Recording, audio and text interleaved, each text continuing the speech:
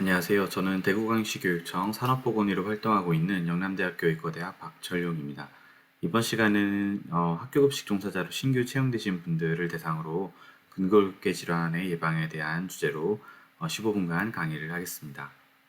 제가 말씀드릴 내용은 처음에 근골격계 질환이 무엇인지 말씀을 드리고 질환의 원인과 단계에 대해서 설명을 드린 다음에 근골격계 질환에는 어떤 것들이 있는지 알아보는 순서로 진행을 하겠습니다. 근골격계 질환은 여러분들께서 쉽게 힘든 일 때문에 삭신이 쓰시는 골병이다 이렇게 알고 계시는 분들이 많은데요. 일부는 맞는 내용들입니다. 그런데 근골격계 질환은 기본적으로 퇴행성 변화를 같이 동반을 합니다. 예, 정확한 내용은 특정 신체 부위에 부담을 주는 업무로 그 업무와 관련하여 근육, 인대 등등의 조직에 미세한 손상이 누적되어 기능 저하가 초래되는 급성 또는 만성 질병을 가리킵니다. 산업안전보건법 상에는 이렇게 정의되어 있습니다. 반복적인 동작, 부적절한 작업 자세, 무리한 힘의 사용, 날카로운 면과의 신체 접촉, 진동 및 온도 등의 요인에 의하여 발생하는 건강장애로 되어 있는데요. 주로 발생하는 부위는 목, 어깨, 허리, 온몸이 다 발생할 수 있겠습니다. 그 증상으로는 통증, 무감각, 쑤심, 얼얼함, 불편함 등등이 나타날 수 있습니다. 근골격계 질환의 원인은 굉장히 다양합니다. 앞서 말씀드린 이러한 반복적인 동작 등등에 대한 자세한 설명이 되겠는데요. 자, 어떤 한 가지 원인에 의해서 나타날 수도 있고, 이러한 것들이 복합적으로 작용해서 나타나기도 하는데, 주로 복합적인 원인에 의해서 나타나게 됩니다.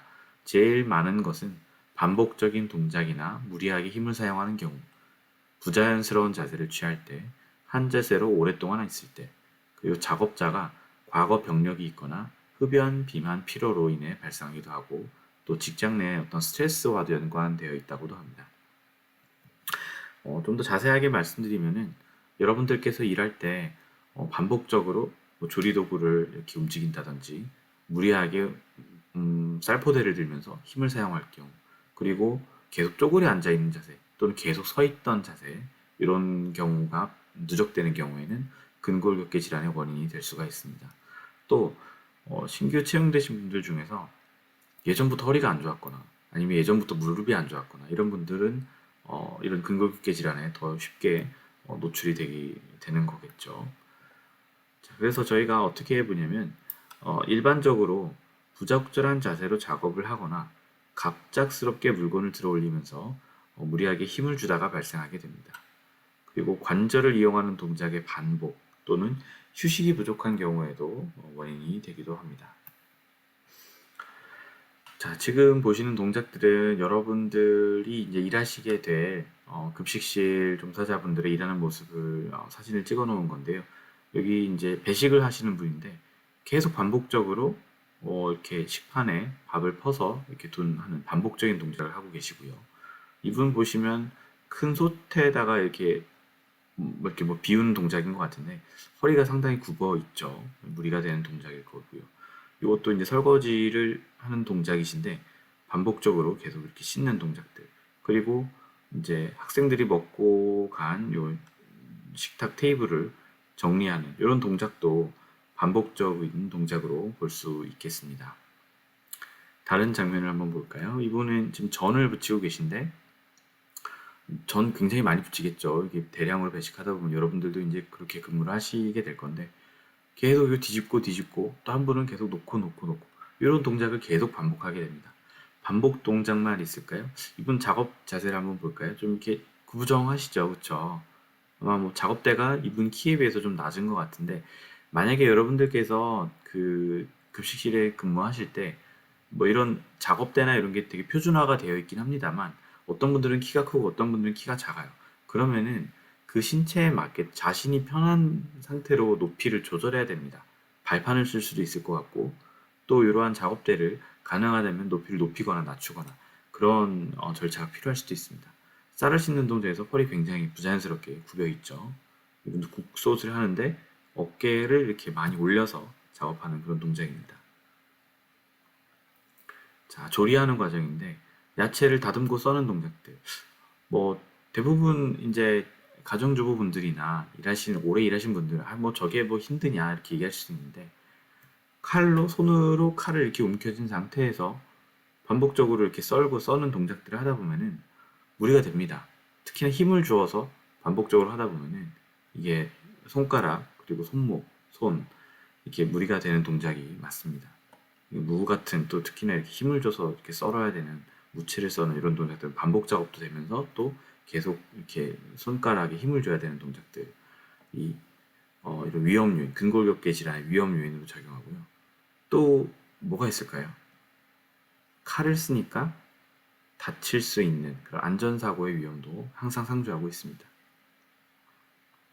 자, 뭐 비슷한 동작들인데 식판을 이렇게 계속 반복해서 놓는 그런 작업들, 이렇게 조리기구에 이렇게 거치하는 이런 작업들, 다 근골격계 질환을 유발할 수 있는 여러 동작들 작업 모습이었습니다.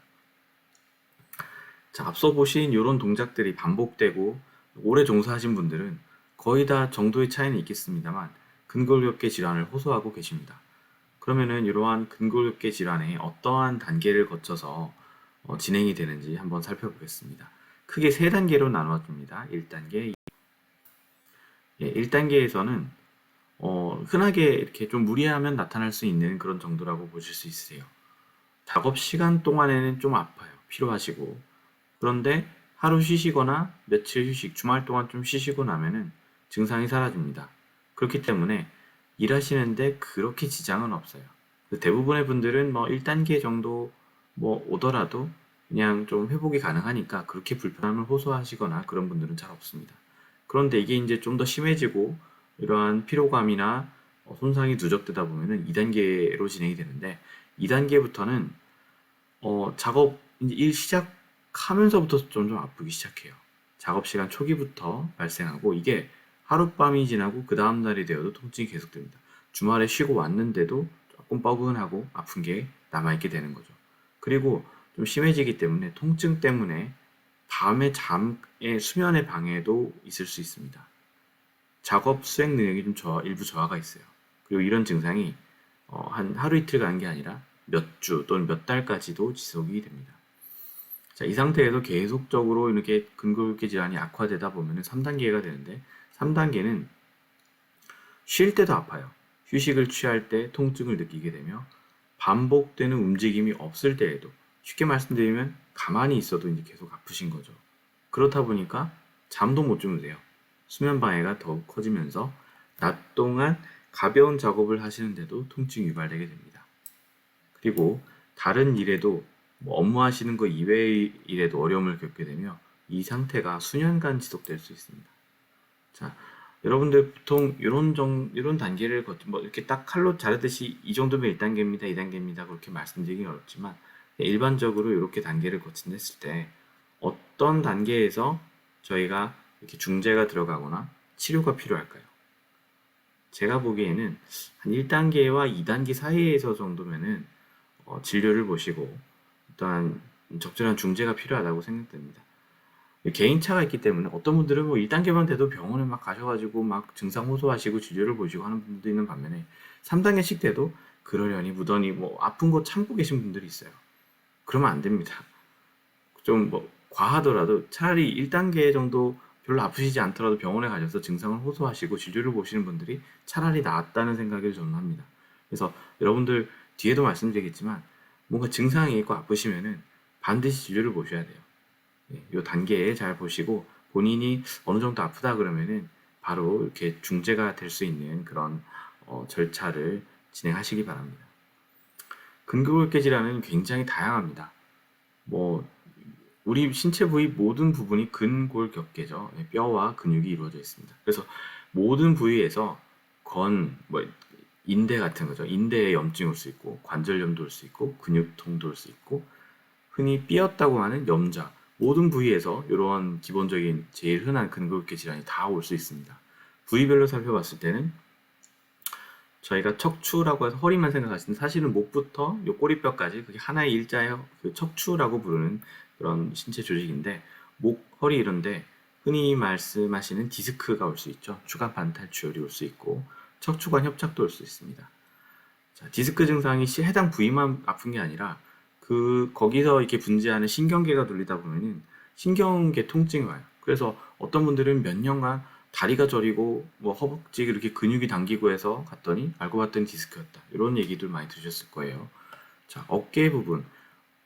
어깨를 저희가 이렇게 한 바퀴 돌리는 데는 여러 가지 근육이 이렇게 조화롭게 맞물려야지 그런 동작이 발생합니다. 그런 근육을 저희가 회전근개라고 이렇게 통칭해서 말하는데 거기에 어떤 문제가 생기는 회전근개 증후군, 심하면 파열까지 오기도 하고요.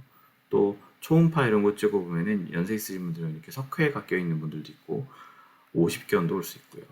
팔꿈치 부분은 저희가 흔히 뭐 엘보, 테니스 엘보, 뭐 골프 엘보를 줄여서 엘보 하는데 바깥쪽에 온 거를 외상과염, 이렇게 안쪽에 온 거를 내상과염이라고 합니다. 손목 부분에는 저희가 손가락으로 지나가는 여러 신경혈관들이 있는데 그게 얇은 터널처럼 돼 있는 데가 있습니다. 그래서 손목 터널 증후군, 수근관 증후군이라고 하는 질환이 있을 수 있고요. 그리고 여러분들 이게 급식 종사자분들이 되게 흔한 질환인데 자꾸 이렇게 움켜쥐고 하다 보면은 손가락이 이렇게 떡떡 하는 분들이 있어요. 이게 주먹을 쥐었다 피라 그러면 이렇게 턱 피시는 분들. 저는 아니기 때문에 흉내 못 내는데 이런 거를 이렇게 저희가 총 쏠 때 있죠. 이렇게 탕 쏘는 것처럼 그렇다 그래서 방아쇠 수지라고 합니다. 이것도 잘 흔한 질병이니까 잘 알아두시면 좋을 것 같고요. 무릎 쪽에서도 뭐 인대가 손상될 수도 있고 연골이 파열될 수도 있고 발바닥 아침에 일어났을 때 첫 발을 디딜 때 굉장히 통증을 호소하시는 분들이 있습니다. 이걸 족저근막염이라고 하고요. 자, 이런 다양한 질병들이 있어요. 또 마지막으로 하나 말씀드리고 싶은 거는 이게 엄밀하게 말하면 근골격계 질환은 아닌데 이렇게 식판 세척하시는 분들이 이렇게 비누 거품이 있는데 손을 이렇게 탁 담그다 보면은 손톱에 많이 상처를 입고 심한 경우 손톱이 많이 빠지는 분들이 있다고 해요. 그래서 이런 것도 항상 좀 주의하시고 좀 이렇게 업무에 항상 조심하셨으면 좋겠다 그래서 근골격계 질환 아닙니다만 급식 종사자분들한테 흔한 질병으로 이렇게 하나 넣어놨습니다. 자, 제가 꼭 드리고 싶은 말씀은 이러한 신체 부위에 이러한 질병들이 있으니까 뭐 이런 걸 알아두십시오. 이런 것보다는 이거 솔직히 뭐 의사가 아닌 일반 분들이 이거를 다 이해하시고 어떤 병인지 어렵잖아요. 그래서 본인의 증상과 이런 거는 반드시 병원에 가셔서 적절할 때 진료, 검사, 치료가 이루어져야 된다. 이게 저는 꼭 강조를 드리고 싶은 말씀입니다. 이게 왜 중요하냐면 뒤에 보시는 또 내용이 있어요. 자, 우리 어디 아프다 했을 때 그 부위가 아프고 그냥 그게 근골격계 질환이면은 차라리 또 그게 괜찮을 수도 있어요. 그런데 우리 신체는 굉장히 다양하고 복잡하기 때문에 여러 가지 복합된 그런 병이 나타날 수도 있거든요. 특히나 이제 중년이신 분들은 다양한 질병과 이렇게 감별하실 필요가 있어요. 어떤 분들은 또 간혹 상담하다 보면은 몸이 자꾸 붓는다고 하세요. 많이 쓰고 오래 서 있고 하면 몸이 붓습니다. 맞아요. 근데 간혹 가다가 이게 콩팥, 신장이 안 좋은 경우에 몸이 부을 수도 있고요. 고혈압이 뭐 좀 많이 안 좋거나 어떤 심혈관 질환인 경우에도 몸이 붓습니다. 이거는 몸을 많이 써서 오래 서서 몸이 붓는 건지 이게 콩팥이 안 좋아서 붓는 건지는 병원에 가셔야지 알 수 있다. 검사를 해야지 알 수 있는 거예요. 자, 또 어떤 분들은 요새 무리했더니 좀 피곤하고 계속 살이 좀 빠집니다. 이렇게 얘기하시는 분들이 있어요. 삭신 있으시고요. 뭐 일반적인 증상이죠. 그렇죠? 무리하시고 그러면 살이 빠질 수 있습니다. 그런데 이러한 증상들이 갑상선 질환의 증상일 수도 있고 당뇨 증상일 수도 있고요. 심지어는 암인 경우에도 체중 감소가 나타납니다. 여러분들에게 겁드리고 그렇게 뭐 겁을 드리려고 하는 말씀이 아니고요. 이러한 증상들이 있을 때 바로바로 진료를 보시라고 제가 이렇게 좀 일반적인 얘기를 말씀드리는 겁니다. 자, 이것도 굉장히 흔합니다. 관절 통증이 있는데 아침에 이렇게 뻣뻣한 증상이 오래 가신다는 분들이 있어요. 이런 거는 퇴행성 관절염과 류마티스 관절염이 감별이 돼야 됩니다. 이렇기 때문에 이것도 병원에 가셔서 꼭 진료를 보시고 피검사를 해봐야 됩니다. 또 어떤 분들은 뭐 연세가 좀 있으신 분일 수 있는데 요새 자꾸 팔다리 힘 빠지고 자주 넘어지고 좀 그렇다 그래요. 이런 분들은 중추신경계 질환일 수 있어요. 그러니까 뭐 뇌병변, 퇴행성 질환이 악화될 경우에는 이런 증상들이 나타납니다. 자, 방금 말씀드린 이런 다양한 근골격계 질환과 이러한 증상들 어떻게 이거를 뭐 개인이 알겠습니까? 그래서 증상이 있으시면은 병원에 가셔서 바로 적절한 진료, 검사, 치료를 받으시기 바랍니다. 자, 다음 드릴 내용들은 개인적인 요인들이 있습니다. 자, 비만, 저도 좀 관리를 해야 되는데, 비만은 만병의 근원이라고 하죠. 그런데 비만 있으신 분들이 이러한 근골격계 질환이 더 악화 요인으로 작용을 합니다. 왜 그럴까요? 간단하죠. 몸이 무겁기 때문에 더 신체에 부담이 되는 겁니다.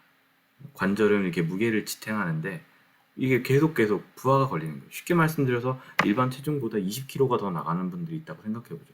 이분들은 일반 체중에 비해서 20kg씩 가방이나 쌀포대를 쥐고 일하는 거랑 똑같은 거예요. 그러니까 당연히 무릎에 무리가 오고 허리에 무릎이 오고 부담이 오고 이렇게 관절염도 빨리 생길 수 있다고 알려져 있습니다. 또 하나 말씀드릴 거는 지금 이렇게 강의를 들으시는 분들이 중년 여성분들이 많다고 알고 있습니다. 자, 폐경 여성의 30%가 골다공증에 해당됩니다. 지금 건강보험으로 만 54세 여성분들은 무료로 검사를 받을 수 있어요. 꼭 무료가 아니라 하더라도 40세 이상 정도 되신 분들은 골다공증 검사를 받으셔야 됩니다. 50세 때부터 조심해야 된다고 합니다만 굉장히 흔해요. 검사해보면 골다공증까지는 아닙니다만 절반 정도는 골감소증이라 그래서 주의 단계에 해당되세요. 어린 나이부터 미리미리 받아라 이런 기사도 찾아볼 수 있었습니다. 자, 근골격계 질환의 예방의 출발점은 제 생각에는 비만과 체중 관리 그리고 골다공증 관리라고 생각합니다. 근데 이걸 급격하게 관리하시면 안 돼요. 천천히 몸에 무리되지 않게 한 달에 1kg 정도로 시작을 해보시고요. 운동도 중요합니다만 식습관이 더 중요합니다. 그 골다공증도 다시 한번 강조를 드립니다만 미리미리 검사를 받으시고 적절한 치료를 받으시면 되세요. 이렇게 보조적으로는 햇빛도 좀 많이 보시고 비타민 D 섭취를 하시면 좋습니다. 골다공증 같은 경우에는 매일 먹는 약이 아니에요. 6개월마다 한 번 주사를 맞으실 수도 있고 일주일에 또는 한 달에 한 번 먹는 약도 있기 때문에 굉장히 치료가 비교적 간단한 편입니다. 이 치료를 또 받으면 또 관리가 잘 되는 병이기도 하고요. 자, 또 일반적인 예방책은 스트레칭입니다. 유튜브에 스트레칭 치시면 다양한 좋은 스트레칭 동영상들이 있는데요. 이 대구광역시 교육청에서도 작년에 근골격계 질환 예방 스트레칭이라고 해서 유튜브에 검색하시면 나옵니다. 이거를 작업 전후에 이렇게 잘 활용하시면 좋겠습니다. 중요한 내용을 강조드리고 마무리를 하겠습니다. 제일 중요한 건 다치지 마십시오. 일하시는 환경에서 위험 요인이 있으시면 항상 파악하시고 관리자나 이렇게 교육청에 이렇게 통보를 해주세요. 미끄러운 데는 없는지, 문턱이 좀 심해서 불편한 데는 없는지, 고쳐야 될 데는 없는지 항상 파악을 하시고요. 절대 무리하지 마십시오. 무거운 거 될 때는 둘이서 같이 드시고요. 그리고 바쁘시더라도 아까 이런 동영상 스트레칭 같은 거를 상시 이렇게 해주시면은 근골격계 질환의 예방에 큰 도움이 됩니다. 제일 강조드리는 것, 아프면 참지 마십시오. 정형외과, 신경외과, 신경과 가셔서 꼭 진료를 보세요. 그리고 개인의 건강 상태를 잘 아셔야 됩니다. 내가 어느 정도 일할 수 있고, 이 정도 무게는 내가 들 수 있고, 이 정도 요리, 이 정도는 내가 할 수 있고, 못 하시는 걸 무리해서 하시면 절대 안 됩니다. 그리고 비만 관리, 골다공증 검사 잘 받으시고, 이렇게 관리하시면은 여러분들 신규 취행되신 급식 종사자분들 근골격계 질환 예방에 큰 도움이 되리라고 믿으면서 마무리를 하겠습니다. 항상 건강하시고요. 일 열심히 잘 하시기 바랍니다. 감사합니다.